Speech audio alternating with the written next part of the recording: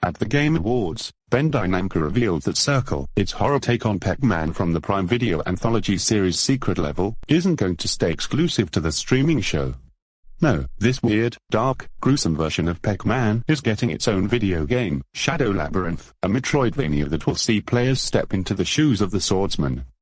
In the short film, Pac-Man is reimagined as a malevolent metal orb called Pug that works with a humanoid creature, who Thekken's Eric Sitzer correctly observed looks a lot like the Mudokons from Oddworld, as a sort of evil Navi from Ocarina of Time.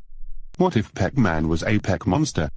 Puck helps guide the swordsman through the vast, dangerous maze he's stranded within. As swordsman explores, Puck encourages him to kill and eat the creatures they come across. With his gleaming sword in hand, swordsman takes on savage beasts several times his size, then feasts on their carcasses. Eventually, swordsman attempts to take on a much larger gorilla-like monster, but is quickly defeated. Puck bursts through swordsman's chest, using his life force to form a black, oozy Pac-Man shape from rippy tentacles, devouring the gorilla monster in the process. But swordsman rips the orb from his chest, killing himself, denying Puck its host and preventing it from exiting the labyrinth. As the short ends, Puck is waiting for its next host to tumble out of their tank so it can begin the process all over again. We've seen some commenters online call this short edgelowry or compare it to something you would have seen on YouTube 10 years ago, as CGI artists whipped up fan films in hopes of gaining industry attention. And, yeah, sure, whatever. It is indeed a twisted take on a gaming icon who is typically portrayed as wholesome. In concept, it isn't that different from something like Winnie the Pooh, Blood and Honey, the low-budget horror film that turned the 100-Acre Wood's most famous resident into a slasher villain.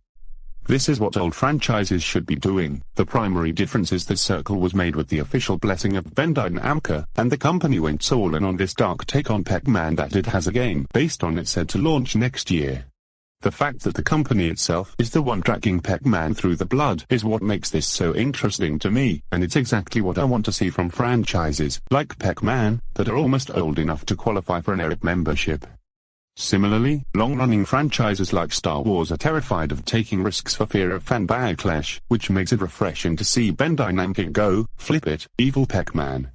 That's easier to pull off with Pac-Man than, say, Luke Skywalker because Pac-Man has never been much more than an empty vessel. While Luke is a character, Pac-Man has always just been a shape that eats. Circle and Shadow Labyrinth are just taking the core idea about Pac-Man and taking it to its dark, logical end. Please note that Shadow Labyrinth almost reminds me of a more successful take on something like Bomberman Zero, the infamous XBOX 360 title. And why shouldn't they? Pac-Man has been around for 44 years. There are so many games in the series, and as many normal takes on the character as players will ever need, provided basic Pac-Man is always getting ported to new machines. Bandai Namco has experimented with all sorts of unique twists on the gameplay over the years. There are traditional maze games, 2D platformers, 3D platformers, a falling tile game, Pinball, a DS game that lets players draw their own Pac-Man with a stylus, and on and on and on. Pac-Man is an elemental franchise, and that simplicity means that it can be pulled in many different directions. Circle and, presumably, Shadow Labyrinth asked what is most essential, and seemed to answer the question without the need to feed and be the maze. Shadow Labyrinth is an unconventional exploration of those ideas, but it is engaging with the ideas.